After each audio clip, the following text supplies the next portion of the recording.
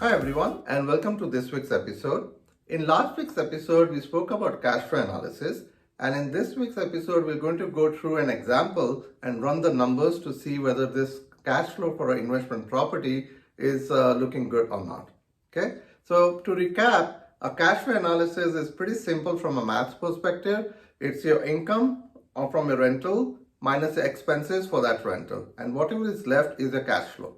Okay, so let's go to this example. So in this example, you see that this is a single family home which is on sale for 325K, and it is a 2412 square foot house.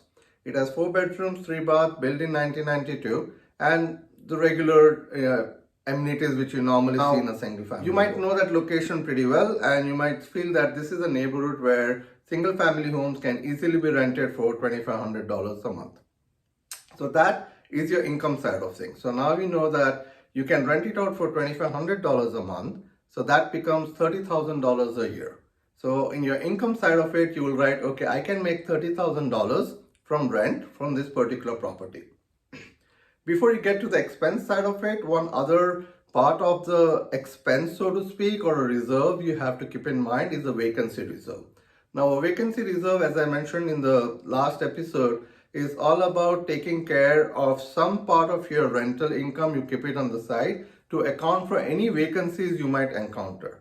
Usually vacancies could be while you are waiting to rent it to someone, or after a rental lease is completed, someone wants to come in, you might have a way to basically go and clean up that place, and it is generally something you would do to turn it before you turn it over to the next rental person. Okay, so in this case, you can say, okay, let's say 5% of my total annual rental income, I'm going to put aside as my vacancy reserve. So $30,000 is your rental income, and you're going to take 5% of that. So that is $1,500, and you'll deduct it out and say, okay, my total gross income for this particular property is $28,500.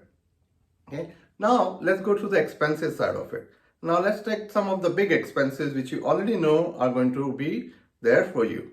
Okay, the first of them is property taxes, and if you go to the county website or if you look into this listing, it's approximately $400 per month. So it's $4,800 per year. So that's your property taxes. So that's your first line entry. Then you'll go and say, okay, what would be the homeowner insurance for a property like this? And you do some research and you say, okay, ballpark, around $100 should be a good number for it. The listing shows around $114 odd, so you can say, okay, $100 makes sense for this right now.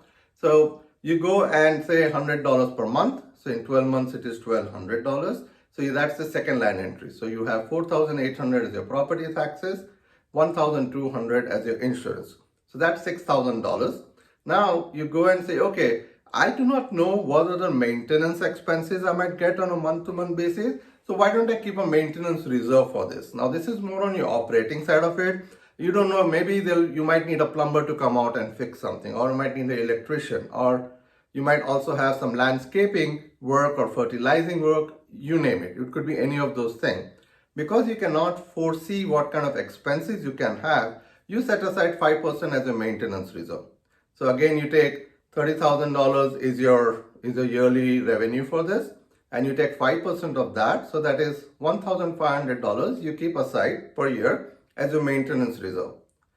In the same way, you should also keep aside your capex reserve. Now, a capex reserve only kicks in when any major capital expenditure comes along. So think of it, your HVAC is not working and you might have to replace it. Your dishwasher is not working, or your refrigerator is not working in your rental property.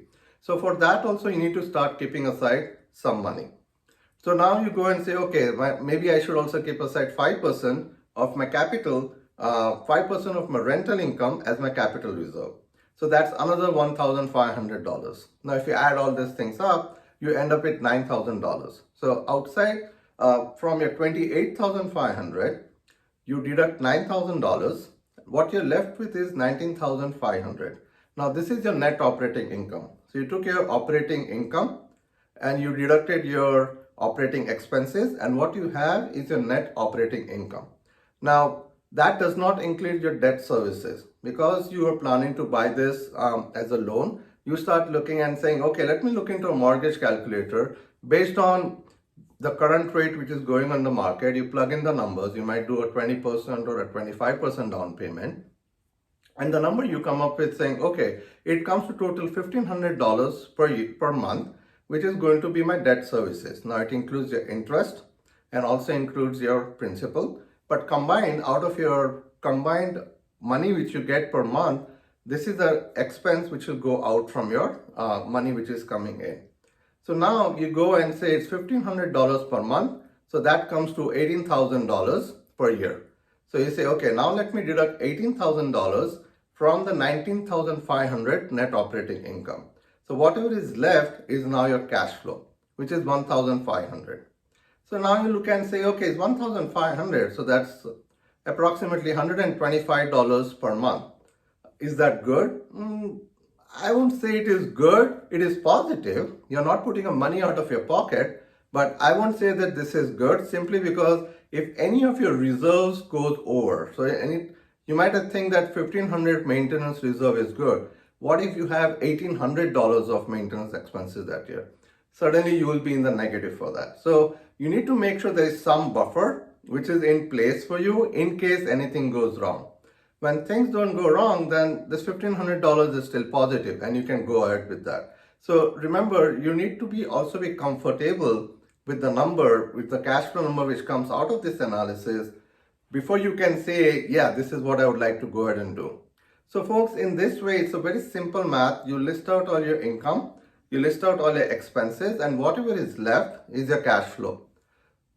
One other thing you might look at and say, okay, my cash flow is positive, but is this a good return on my investment? And that is something which we'll cover in the next episode when we start looking at cash on cash returns. Because cash flow is just one aspect of it. It's definitely the most important when you're looking at it from a cash coming in and out of your business. But at the end of the day, you might also want to see that even though if the cash flow is good, is that a good returns what you expect for the money you put into this investment, right? So hope you guys like this episode and hope it makes sense. So please go ahead, like and subscribe to this channel, and we'll see you next week. Thank you. Bye.